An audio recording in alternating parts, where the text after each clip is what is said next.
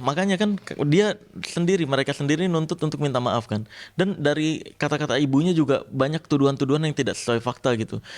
Dan itu sumpah miris banget sih. Kok bisa seorang mertua nuduh atau fitnah kayak gitu gitu. Kayak contohnya yang 25 juta, yang biaya 25 juta dibilangnya saya minta balik. Kalau memang saya minta balik ke almarhumah, harusnya saya akan ngechat dong.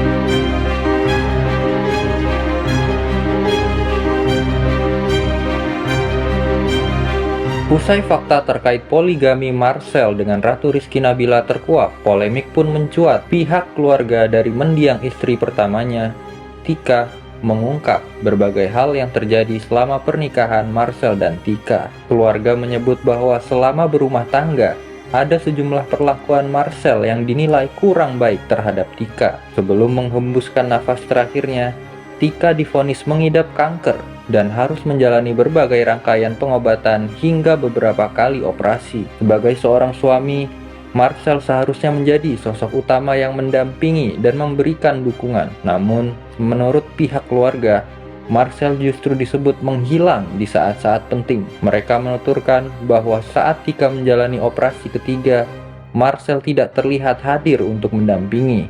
Menanggapi pernyataan tersebut, Marcel akhirnya angkat bicara. Ia menjelaskan alasan ketidakhadirannya saat itu, sekaligus mengklarifikasi tudingan bahwa dirinya sempat menuntut pengembalian uang sebesar 25 juta seperti yang disampaikan oleh pihak keluarga Tika.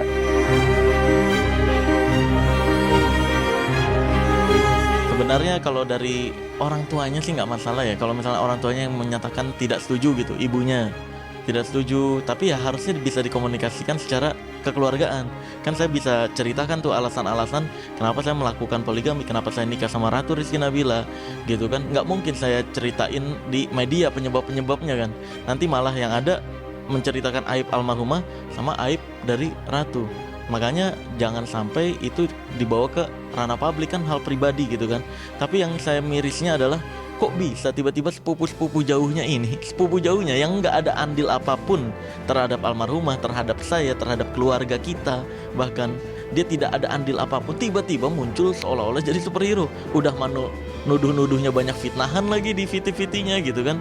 Itu tuh yang mirisnya di situ sih. Tujuannya apa sih gitu?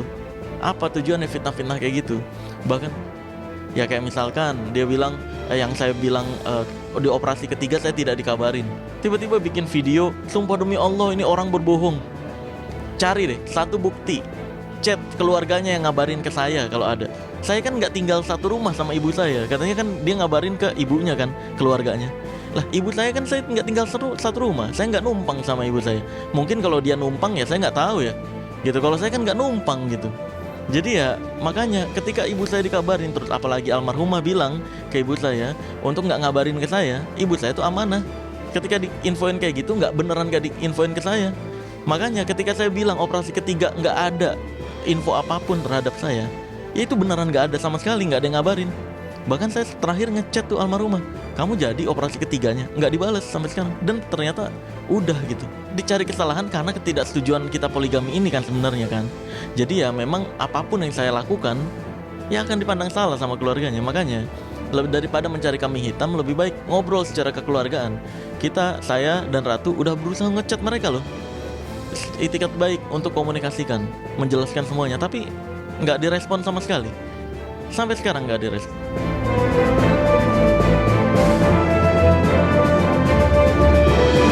Pernikahan Marcel dengan Ratu Nabila menuai banyak kecaman. Bahkan Ratu dituding sebagai pelakor dalam rumah tangga Marcel dan istri pertamanya, Tika. Kini baik Ratu maupun Marcel berharap sepupu dari pihak Tika tidak lagi menyebarkan fitnah yang semakin meluas. Keduanya ingin duduk bersama untuk menyelesaikan permasalahan ini secara baik-baik.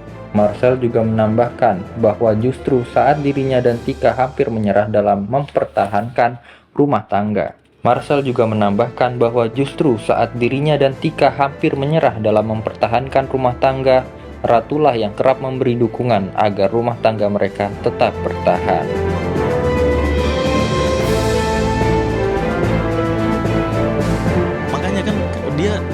mereka sendiri nuntut untuk minta maaf kan.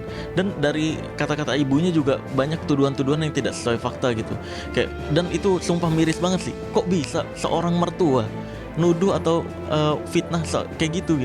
Kayak contohnya yang 25 juta, yang biaya 25 juta dibilangnya saya minta balik. Kalau memang saya minta balik ke almarhumah, harusnya saya akan ngechat dong ke keluarganya. Saya nih kemarin bayar ini 20 juta misalkan, saya minta balik. Kalau memang itu beneran ada, tampilin lah chatnya. Kalau misalkan saya minta balik beneran, itu nggak pernah ada. Iya, almarhumah minta reimburse ke saya, betul. Segala obat-obat yang tidak di cover oleh BPJS, segala vitamin yang tidak di cover BPJS di reimburse ke saya, betul itu. Kayak Pampers dan semacamnya selama operasi. Itu benar. Tapi kalau saya minta reimburse ke almarhumah, ya enggak lah. Saya tahu persis keuangan istri saya kayak gimana gitu. Nggak mungkin saya minta reimburse ke dia.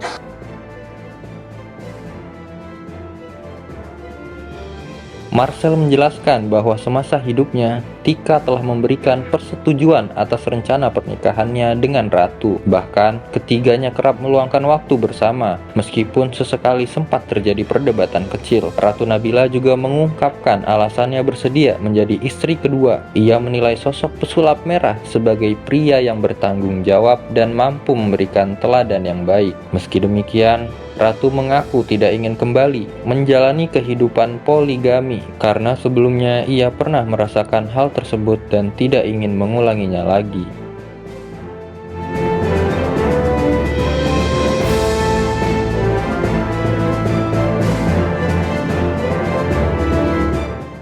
Kenapa akhirnya mau jadi yang kedua?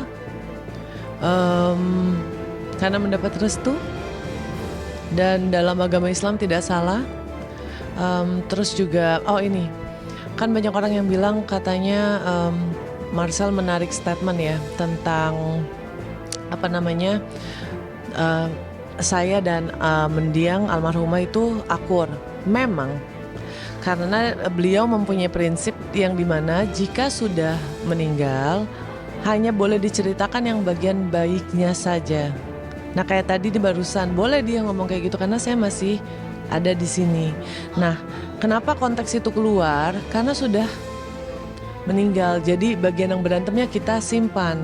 Oh, ternyata bagian di keluarga sana sepupunya ya, ibunya ini enggak. Ibunya kita jangan hitung deh. Sepupu-sepupunya membuat skema VT dan lain-lain dengan foto keranda apa segala macam. Itu kan sebenarnya nggak boleh. Itu kan foto privacy. Udah salah banget itu. Cuma hanya untuk mau ngebocorin kita. Aku sama suami bilang daripada mereka mending kita aja gitu. Jadi setelah mereka dapat akhirnya diem kan. Nah poinnya apa sih gitu.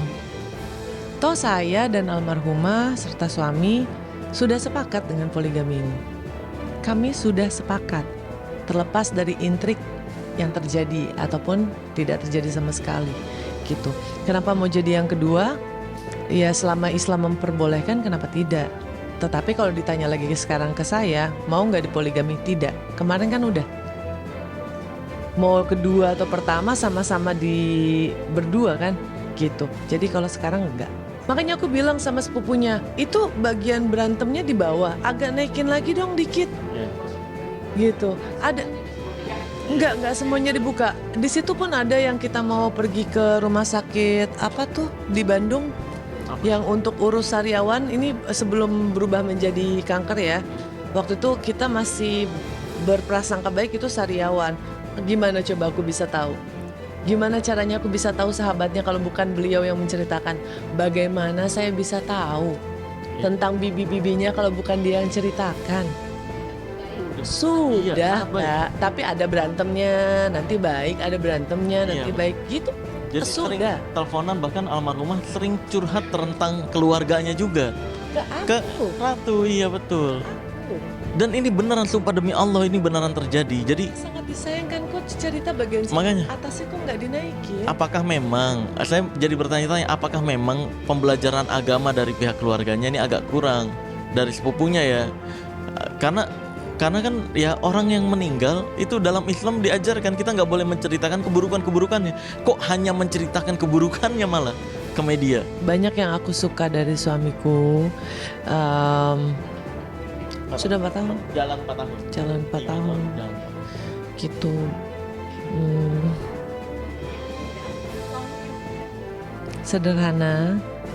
Sederhana, terus juga pemahaman ilmunya baik. Aku nggak bilang bagus ya, baik. Gitu, baik itu implementasinya adalah dia tahu dan dia melakukan gitu. Kalau bagus kan tahu aja. Nah, jadi aku bilang dia baik. Laki banget, bertanggung jawab, terus juga membuat orang itu kita jadi sering-sering evaluasi diri gitu. Jadi nggak maksa ngajarinnya, pelan tapi pasti gitu. Sehingga saya sendiri sebagai seorang wanita jadi lebih mawas diri, lebih tahu-tahu lagi, lebih berhati-hati lah gitu. Untuk mendiang ibu almarhumah, saya tidak akan pernah berhenti tahun ini, tahun depannya lagi. Saya akan tetap mencari maaf itu karena luka yang kami gores itu tidak sebanding dengan air mata yang setetes itu. Ibu almarhum. Saya dan suami sepakat untuk tetap membuka pintu silaturahmi. Dan mungkin di akhir bulan ya, setelah Idul Fitri, agenda kami adalah ke Bandung bersama keluarga besar gitu, sehingga masalah ini bisa dibicarakan secara kekeluargaan. Tetapi kalaupun pintu maaf itu tidak terbuka, saya tetap akan meminta pintu maaf itu di tahun depannya lagi, tahun depannya lagi.